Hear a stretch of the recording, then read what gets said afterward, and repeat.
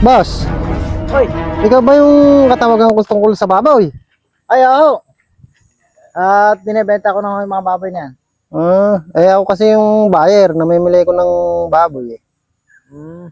Mga ilang buwan na ba yung baboy mo? Ay, 4 na buwan na ho yan. Tama, Napabenta ni tate. pambenta na nga yan. Marami na ho, boss, tumitingin yan. Ha?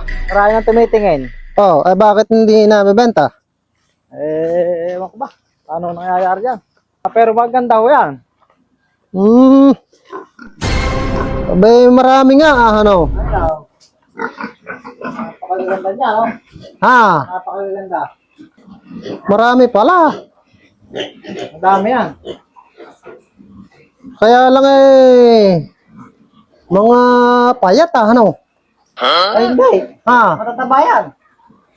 Ibig sabihin pagka ang kalakaran kasi sa baboy, pagka hindi aabot sa 80 kilo, may mga bracket kasi.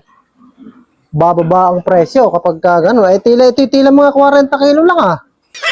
Ay baka mga 120 lang walang mabili kapag ganyan. Akala ko naman malalaki. Mukhang may lahing neti ba? Hindi. Ha? 40 yan. Nako, uubra ka ba sa ganon? Pagka hindi inabot ng 80 kilo yung kada isa niyan mababawasan natin 10 piso. Kada kilo, may mga bracket kasi. Mapapangit yung baboy Pangit pa ba yan? napakatagal ko nang bumibili ng baboy Ibig sabihin ikaw ba may-ari yung baboy na yan? Ay, hindi. Ang gusto kong makausap yung may-ari, kanino ba yan? Sa tatay ko kasi yan. Yun ang puntahan natin. Siya kung kakausapin. Baka mamaya hindi niya maintindihan yung regulasyon sa baboy. Ganun talagang kalakaran sa bentahan. Hindi nyo makakausap si tatay at nagkaroon ng problema Bakit? Paano ba ang nangyari? Asan ba yung tatay mo? Yun ho kasing namimili ng baboy dyan nung nakaraan. Puro bracket, lace. Di mga kay mura-mura na ako kinukuha. Binabracketan pa, nilelesan pa. Hindi, ganun talaga. Hindi. Ang ginawa ko ng tatay, sa may mamimili ng binugbog. Hospital ngayon. Ay. Kaya si tatay, nakakulong.